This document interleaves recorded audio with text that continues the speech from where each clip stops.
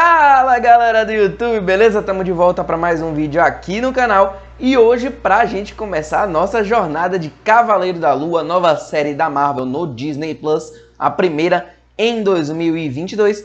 E a gente vai fazer, claro, vídeos aqui todo episódio falando o que eu achei, algumas referências, easter eggs e, claro, as nossas teorias. Então vem comigo e bora conferir tudo sobre Cavaleiro da Lua, o primeiro episódio.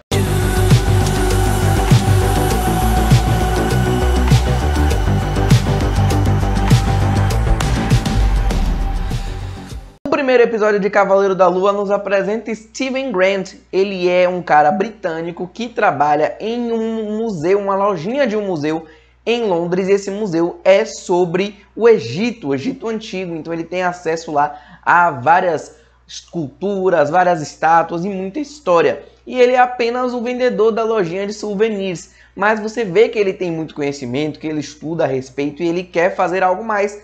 Mas ele é sempre contido, sempre travado pela chefe dele lá no local. E uma coisa que o episódio já começa nos mostrando é que o Steven Grant ele tem uma dificuldade em socializar com as pessoas, em conversar. Então ele é aquele típico nerdão que não sabe lidar com as pessoas, entendeu? Então isso é bem interessante ver como isso vai fazer, claro, um paralelo com as outras personalidades que o personagem tem. E como eu falei, né, o personagem ele tem várias personalidades dentro dele e a principal é o Mark Spector, que é um mercenário nos quadrinhos que acaba se envolvendo com o deus egípcio Khonshu e aí se torna o Cavaleiro da Lua. Khonshu é o deus egípcio da Lua, então aí já fica a ligação com o nome Cavaleiro da Lua, que é quando o Mark Spector deixa o deus egípcio Khonshu assumir o seu corpo para se tornar essa figura super-heróica que ele vai acabar se tornando no decorrer da série que acontece nos quadrinhos. Mas aqui a gente já vê uma diferença grande da série em relação aos quadrinhos, que é justamente o fato do Steven Grant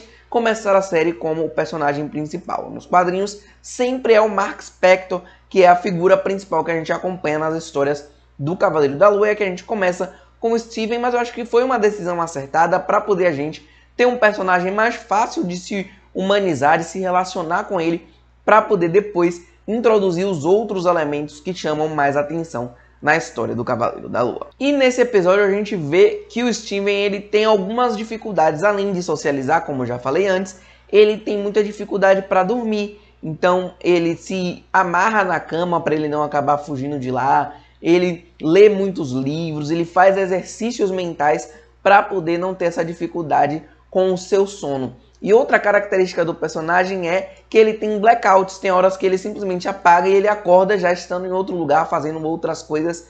E isso faz parte, claro, das trocas de personalidade que ele acaba enfrentando. E é curioso como a série, na maioria das cenas de ação que teria, ela acaba não mostrando. A gente acompanha apenas os blackouts que o Steven Grant tem. Como a série se propôs no primeiro episódio a acompanhar o Steven e não o Mark, a gente não vê diretamente o Cavaleiro da Lua em ação até a última cena.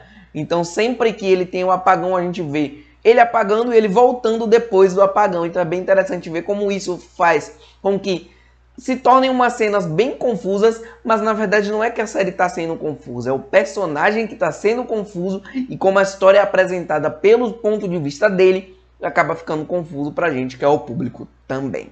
E eu gostei muito que a série, apesar de ter muitos mistérios ainda, principalmente sobre a origem do Cavaleiro da Lua e por que ele está habitando ali o corpo do Mark Spector e do Steven Grant, a série não perde tempo em mostrar o vilão, o Arthur Harrow, que aqui a gente descobre que ele é como se fosse um arauto da deusa egípcia Anit, que é a deusa jacaré que tem toda aquela questão lá de fazer o julgamento e decidir quem é bom e quem é mal. E o Arthur Harrow, que é o personagem do ator Ethan Hawke, ele serve como essa espécie de líder de um culto que serve a essa entidade e que está com certeza atrás de alguns objetos. E um desses objetos a gente vê nesse episódio, que é um escaravelho dourado, que o Steven Grant acaba tendo ele em mãos, mas quem fez a captura desse objeto foi o Mark Spector. A gente não vê como isso aconteceu, mas o objeto acaba ficando nas mãos do Steven Grant. Então já temos alguns embates do Arthur Harrow com o Steven Grant nesse primeiro episódio, e a cena final,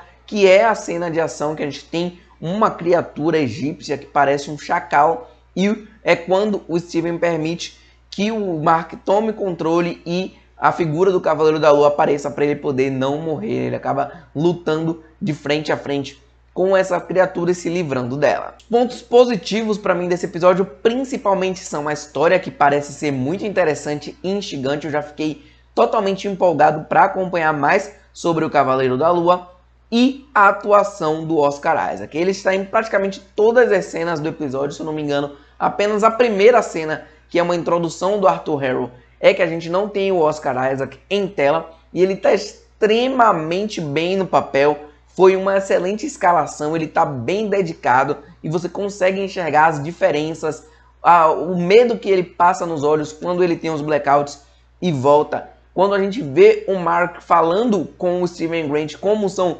pessoas diferentes, mesmo sendo a mesma pessoa, pela mudança de personalidade, você vê como eles são completamente diferentes, seja no modo de olhar, de falar, o sotaque, e isso tudo torna ele um dos personagens mais interessantes, e essa é uma das melhores introduções de personagem nessa era do Disney Plus das séries da Marvel. Já em pontos negativos, algumas escolhas de roteiro que eu não gostei, como por exemplo o personagem sem saber que horas era e que dia era, sendo que ele estava com o celular na mão, isso não faz o menor sentido.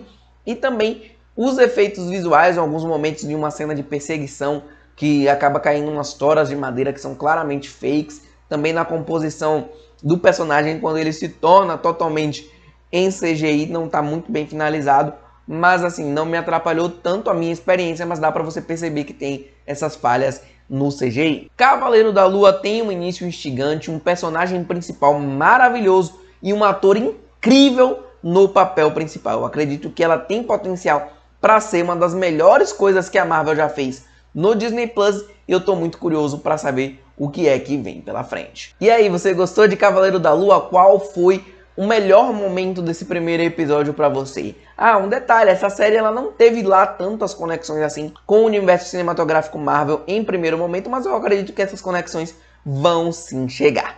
Então, deixa aqui embaixo nos comentários o que você achou, mete o like no vídeo, compartilhe e se inscreva no canal para não perder nenhum vídeo sobre Cavaleiro da Lua. É isso aí, galera. Tamo junto e até o próximo vídeo. Valeu!